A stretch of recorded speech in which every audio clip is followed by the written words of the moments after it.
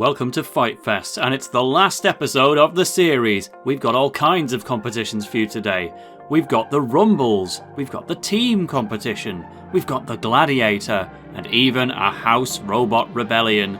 Strap in, stay tuned, it's gonna be a good one. To kick off our final episode, we have a 6-way Rumble for you, but this is a little more spicy than usual. We've got a mix of both featherweights and hobbyweights competing in the same arena for the first time this whole event. Can the little machines stack up to the big boys? There's only one way to find out. Let's get ready to rumble. Over to JP. We have a crusty crustacean. It's Carson and Rachel, who fought in the Battle of the Isles representing Scotland, crept through to the semi-finals, but it met its match against the world champions Amnesia, but not before dispatching one of Britain's best robots. And Drivetrain is here after Callum's early loss to Amnesia, but it is a formidable machine and one of the best engineered in the competition. Drivetrain is seeking redemption. I wouldn't be surprised if it finds it. Next up is a hobbyweight, Revolt, one of 2 podium machines in this battle. Gareth hasn't had a knockout in his FightFest debut yet, but it had an insanely close battle with eventual heavyweight champion Semtex in the semi-final. Our other heavyweight is the Tragic Roundabout. Isaac brought this as reserve for the competition, but it wasn't needed in the end. It did battle Explosion and Panda in a grudge match earlier, but it didn't do much really. But this time, crew member Brooke is taking over the controls. The Prodding Panda. Ollie Siree made a great impression in that grudge match and gave the 2013 UK champion Explosion a run for its money. Nearly going the full 3 minutes, but once the weapon chain came off, it was done for. Despite his age, Ollie is an incredible driver, so keep an eye on him. And lastly, we have the Purple Lifter Euphoria. Isaac fought in the second Annihilator here at FightFest and was knocked out pretty quickly by the ex-world champion. But it took out some serious competition along the way and picked up its second third place trophy at FightFest. Euphoria is a serious brawler, but Isaac does tend to get a bit lost in the rumbles. We have Carsus, Euphoria, Panda, Tragic Roundabout, Revolt, and Drivetrain. Start the fight in 3, 2, 1, fight! Now you're going to have to bear with me as this will be frantic, and you can straight away see Panda having a great shot on Roundabout there. Explosion and Panda seem to be going at it, and Drivetrain with a flip on Roundabout. And Carson is now getting pushed up against the wall. And you can see now Revolt is hanging in the middle of the arena, but it does seem to have a bit of drive issues. It has the right side dropped off on Revolt already at fairly early in the fight. You can see Drivetrain wrestling with Carson is trying to get it out. It's got it up on its forks. It's very defensive. And you can just see that they're all over the place just trying to get Euphoria as well, trying to get some moves, and Revolt being very cautious as his drive is very iffy. And I think he's going to give up here. He's drove it into the pits. And look at Panda on top of Carson, and Euphoria trying to get a double KO, trying to get them both out of the arena, but that's not happening. Drivetrain holding them steady, trying to work double team, trying to stack them to get them both out of the arena.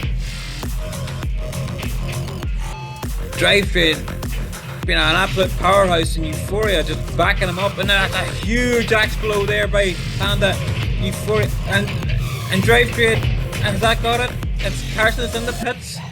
It's right on the edge, and it does look to be there.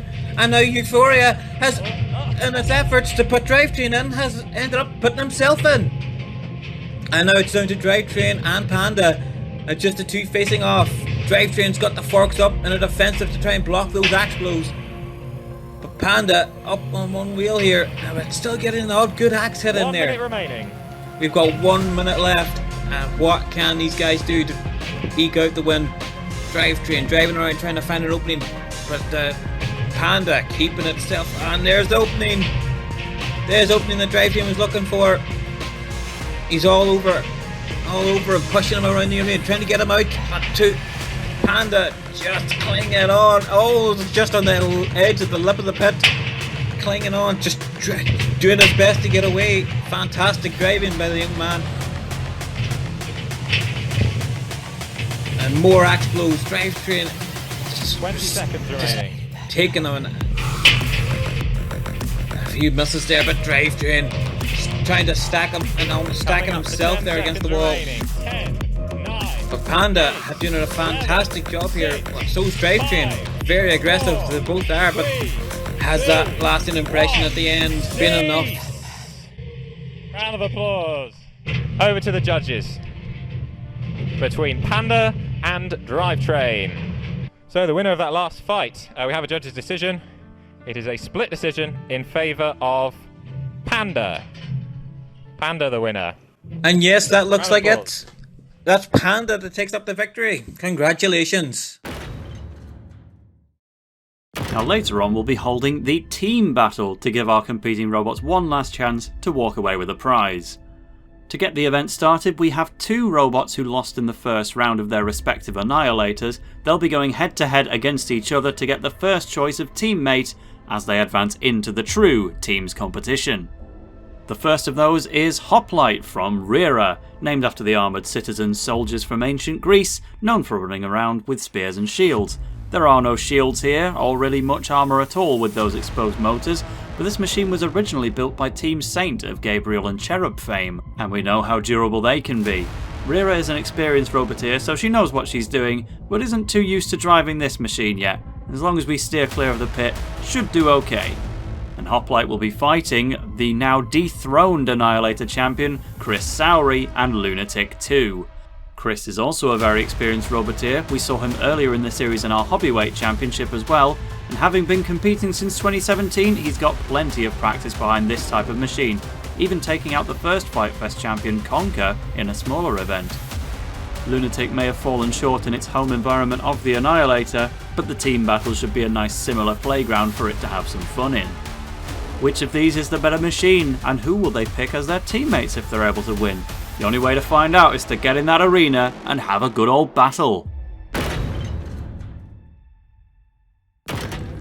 What will happen next is a fight between Lunatic 2, who you can see driving into the arena at the moment, and Hoplite. Both of these robots went out in the first rounds of the Annihilators. The winner of this fight will be able to choose their partner. Here we go. This is a good opportunity to see both robots in action. 3, 2, 1, fight! Well, Hoplite not the easiest machine to push. Lunatic instead going for a flat front to make it as easy as possible. I'm not sure we're going to see too much out of the weaponry on there, but Hoplite swinging the sword around like no one's business, even when they are trapped on the side of their wheels.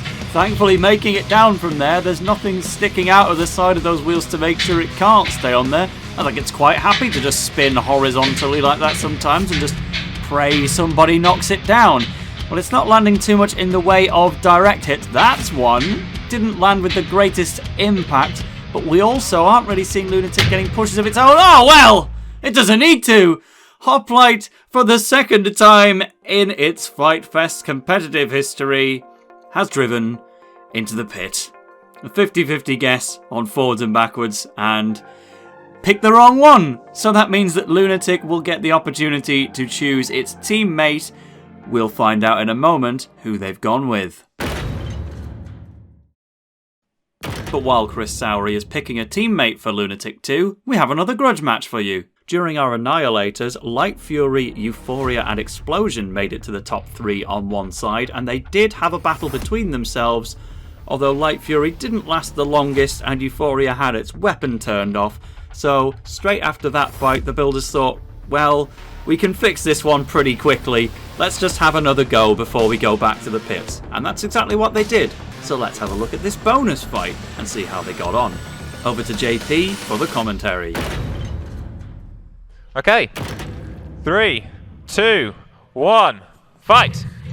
Euphoria and Explosion headbutting there, but that opens the gate for Light Fury to get underneath Explosion. And they're jostling for position here in the middle of the arena. Explosion tried to hold the middle ground, but Euphoria not letting them do it. But now Euphoria trying to get around the sides of anyone, as Light Fury is just bedazzled here. And that's a huge flip from Explosion, and that might seal the end of the tournament. But Euphoria and Explosion still going at it. So counting out Light Fury. And Light Fury is getting the countdown. 2, 3, and that's a big flip 4, from Explosion 5, there. 6, 7. And there's 8, another 9. Explosion 10. getting a lot of Light points Fury here. is eliminated. But can Euphoria still managing to get onto the sides there, winning the ground game there, but there's opening himself up to another flip from Explosion. This could be very close here. Can Euphoria go as a missed flip from Explosion, but can Euphoria go the full 3 minutes and force it to the judges? Or better again, get him down to the pit or out of the arena. Explosion here only needs one good flip to get anyone out of the arena. But this is a very cagey fight. Very, very cagey. Both robots drifting around. Both robots changing exchange for the ground game. But again, Euphoria being sent flying through the air. And once again, Explosion. That must be the 4th or 5th big flip that has got in. But then Euphoria once again now winning the ground game. It's very back and forth when it comes to the ground game between these two. And once again, but not being able to do anything with this ground game. And Euphoria missed a golden opportunity there. 1 minute remaining. Explosion just hanging back, and there's another big flip. The points are racking up for Explosion now. Can Euphoria do anything? He's dancing around, bouncing off some of the floor hinges there, some of the seams. And there's another big headbutt. Euphoria winning the ground game, but just can't seem to do anything with it. It seems to be really unfortunate. There's not long left in this fight, and once again winning the ground game, but just failing to get underneath to do enough. And Euphoria got him pinned on the corner. This could get him out of the arena, but Explosion, the wiry old dog that is, manages to get out of the way, get around behind, and another big flip. 8, 7, 6, 5, 4, 3, 2, 1. Cease. And that will go to the judges. Euphoria did so well, so was Explosion. Over to the judges.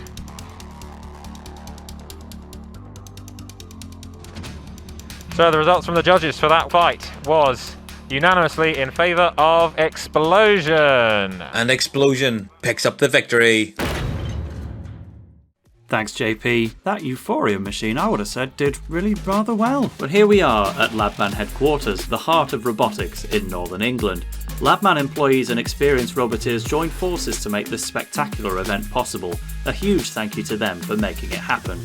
If you'd like to compete or volunteer with FightFest, or even apply at Labman Automation for an internship, head over to their Facebook and Instagram and like their pages to keep up with what's going on. But anyway, our team match qualifier winner Lunatic 2 was given a choice between two potential teammates after its victory over Hoplite, and they aren't just any old machines, it's two of the UK's best, Neon and Drivetrain. And Lunatic will be teaming up with Drivetrain. Some may find that surprising, but this could prove a very tactical decision by Chris Sowry. Drivetrain has never fought Neon or Hoplite before, but it's a very solidly built machine and can be set up to counter either of those machines. But this means Hoplite will be teaming with Neon. Hoplite and Neon certainly not your average team. Hoplite will also need to avoid the spinner of its teammate. Rira says that Neon would have been her first choice anyway, so she's been quite fortunate here. Neon is well regarded as the most insane featherweight in the UK, and despite going after the Annihilator early, it left a daunting impression on its opponents. But will the damaging spinner come out on top, or will the two bricky wedges prevail? There's only one way to find out. Lunatic 2 and Drivetrain versus Hoplite and Neon. Judges, are we ready? Thumbs up. Okay. Begin the fight in 3, 2, 1. Fight! Well, keep an eye on Neon, especially the spinner already up to speed and colliding off the wedges of both of its opponents right towards the pit with the spin off as well. Lunatic closing in to try and get it down there, but no, Neon's going to strike the side of the pit and bounce away to keep itself alive. Hoplite, meanwhile, is trying to defend itself from the two wedges that are closing in on it. Neon is not really finding its balance yet. They can't get back into the fray, still stood up on their backs. This means that all of the control points right now are going to our two wedges, especially as they work together to get Neon right towards that pit. Can they finish the job? Yes, they can. That is the threat eradicated already, and now Hoplite is gone shortly afterwards. It's split completely in two. We've got Hop and we've got Light. Well, it is kind of mobile, not so much controlled movement. I think we may need a count out on the way if it doesn't move anymore after this. Hoplite definitely silenced now. Neon in the pit. Hoplite split apart. That was a fantastic job from Drivetrain and Lunatic. But congratulations to Lunatic and Drivetrain. I have a funny feeling we might see them team up with each other another time someday. They work perfectly together, really good synergy, and that's a well-deserved win. Okay, so we're here with Rayura from Hoplite. You've just had a tag team battle where you're partnered up with Neon and you went up against Lunatic and Drivetrain. Yeah. It was quite eventful, wasn't it? I didn't intend to split myself into two robots, but apparently when I'm the only person left standing in a tag team, splitting yourself into two doesn't work. You kept going after the split, didn't you? And it was actually operating quite well, I thought. For a time, I made the decision to tap after realising that the robot is very much not designed to do that.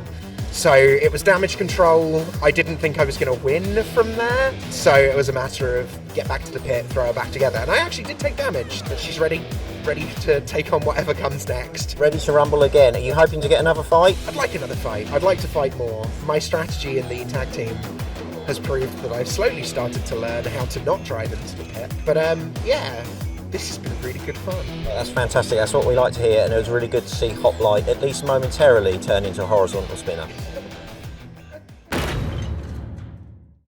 But now, a staple of robot combat, the ultimate free-for-all, we have the Gladiator. Time limit aside, the last robot standing will win. There'll be all eyes on the deadly spinner of Neon once more, taking on Light Fury, Lunatic, Barracuda, Drivetrain, and Hoplite. Particular credit to Barracuda, the only hobbyweight machine to stick itself in this fight. Robbie must be a bit mad, but he did fight a few weeks ago in the Hobbyweight Championship, losing in the first round to Revolt on a judge's decision. It did get a second chance in the loser's melee, but the Team Luna machine Blue Python stopped it in its tracks. Can only assume that Barracuda will make a beeline for the two Chris Sowery machines in this fight.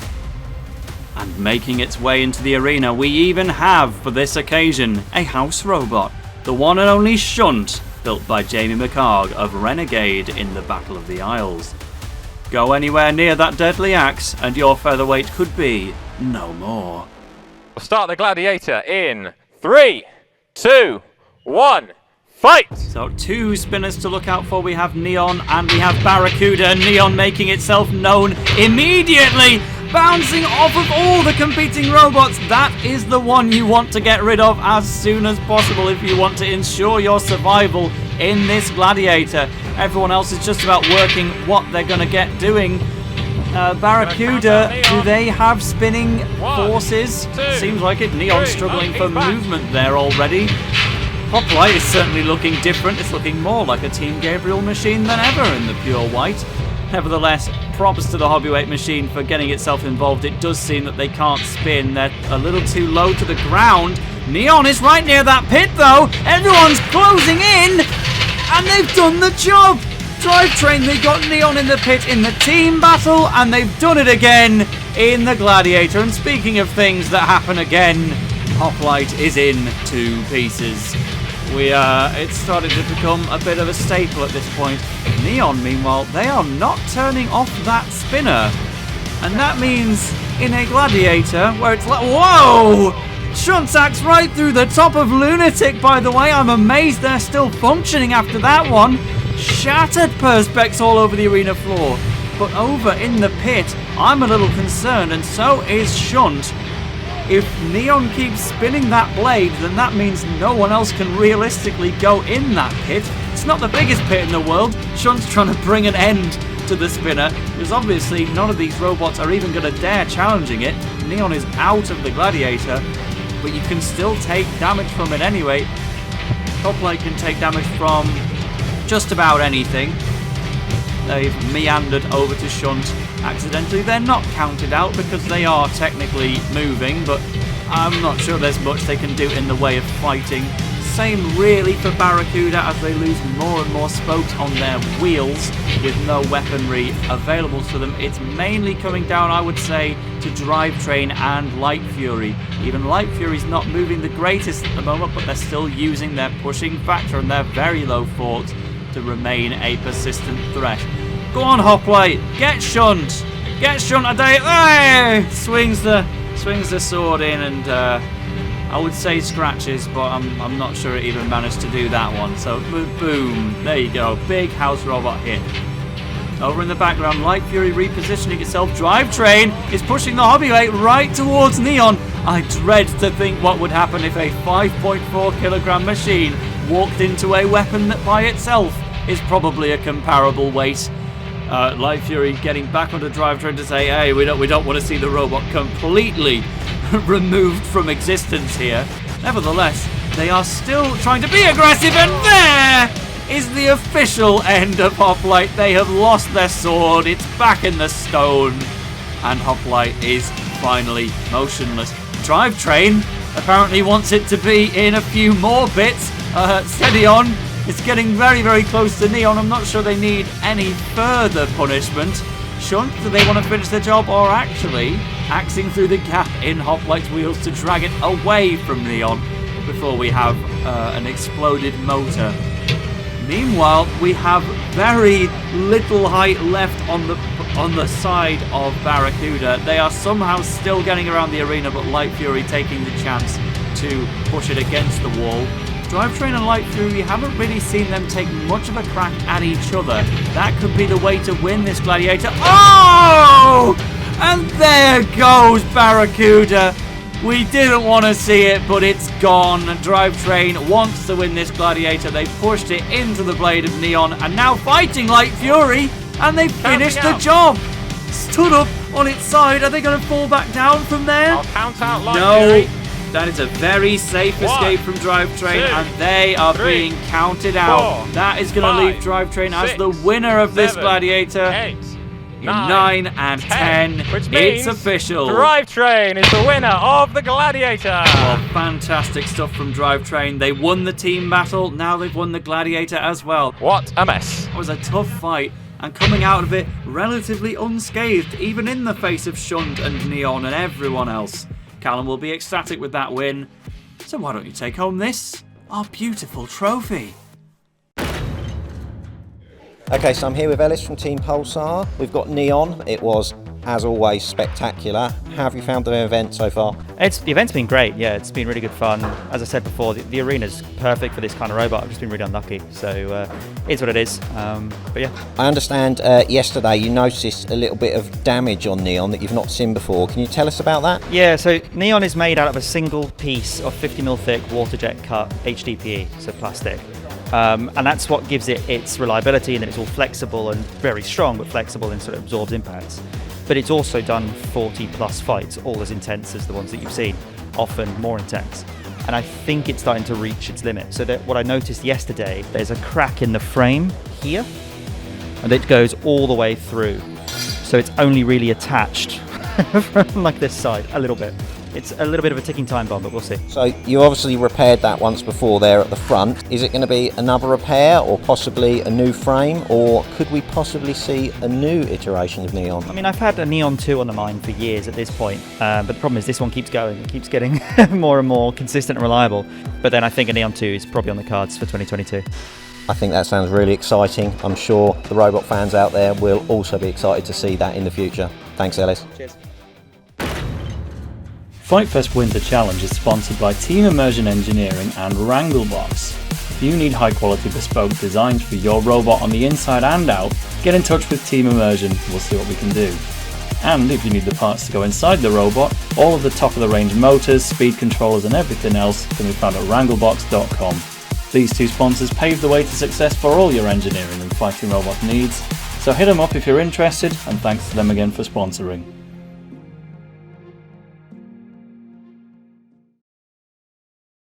Now the crowd at home isn't going to believe this, but Neon has plenty of battery left and has said they want a house robot rebellion, and none other than Shunt has accepted the challenge. So people might want to come and see this. Neon and Shunt in the arena now. 3, 2, 1. Fight! 13 kilograms against around about 150. Neon up to speed, right on the chin and drops the hammer. It's deflected Neon right toward the pit already. Neon now doing the thing, it's got the gyro dance going, It's not going particularly well. They're getting nearer that pit. and it's all over already. And Neon in the Neon pit is straight away. eliminated. Well, that was almost too easy for Shunt. In fact, I think it was a little bit too easy because Neon has asked to go again. And somehow, Shunt still wants more, so let's have a rematch. Cue the music. 3, 2, 1. Fight! Neon back up to speed. Neon will try and get some damage in on the... Oh, actually managing it there. Shunt takes it on the chin again. That's a very noticeable dent. And now Neon's upside down, and Willie gyro to get back around. Managing to back Neon into the corner anyway, as you would expect. Not giving up here, Shunt The ruthless. bar is going at top speed. Neon's got some space, and there's a huge hit to the wheel of Shunt. Neon's upside down. Well, they've lost their exhaust. Neon's decapitated Shunt's exhaust. Well, now feeding it into the way of Neon. Well, I guess Shunt doesn't care for its exhaust too much. Shunt doing his best to just try and keep Neon in the corner, but that's a hell of a weapon when you get it up to speed. Well, look at the damage to the arena wall, and especially to the front scoop of Shunt. There's bits everywhere. And Neon has only got one wheel drive now. I think Shunt's the same. Have they both lost drive on one side? Shunt is sitting there going in circles. I guess we're going to have to count them both out. We'll just call that one a draw. Cease! And that is cease called. Neon, you got what you asked for. I hope you enjoyed it. Shunt wins the first one. The second one goes to no particular winner, but huge damage on both sides. Very impressive on Neon to do all that damage to something that is, I don't want to do the maths, how many times bigger. But nevertheless, Shunt still not defeated. Maybe next time. And that's it. Thank you to Ed, Adam, JT, and everyone else who helped to organise the event, and the people who ran the event, like Martin, Amy, Jamie, Rachel, Ben, Mike, and Brooke. And thank you to the film crew, Toby and Nick. Thank you to our judges, Emma, Sarah, and Ed. Thank you to Jack for the pit reports. And thank you, Isaac. And thank you, JP, and all of Labman Automation for helping us host, and our sponsors, Team Immersion Engineering and Wranglebox, for making this spectacular event possible. Thanks to all you wonderful people for watching. Make sure you like FightFest on Facebook and Instagram if you want to see more. And don't forget to subscribe. See you next time.